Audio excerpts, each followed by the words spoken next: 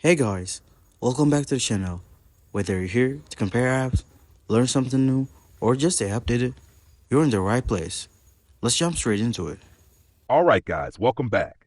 In today's video, I'll be reviewing the Ikea Place Augmented Reality app in 2025. Let's get right into it. Ikea Place allows users to visualize furniture in their home using augmented reality. It's super easy to use. Just pick a piece of furniture from the app's catalog and then use your phone's camera to place it virtually in your living room, bedroom, or any other space. The 2020-25 version of the app has made some noticeable improvements. The realism is much better now, and the interaction is smoother. Plus, the scaling is more accurate than ever, giving you a true-to-life sense of how the furniture will fit in your space. One of the highlights of the update is the increased variety of furniture options.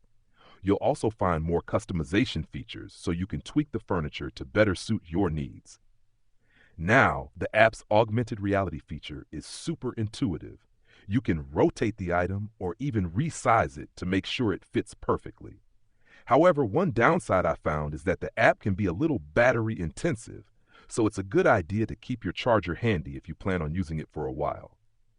Overall, I think IKEA Place is an excellent tool for anyone looking to try before they buy.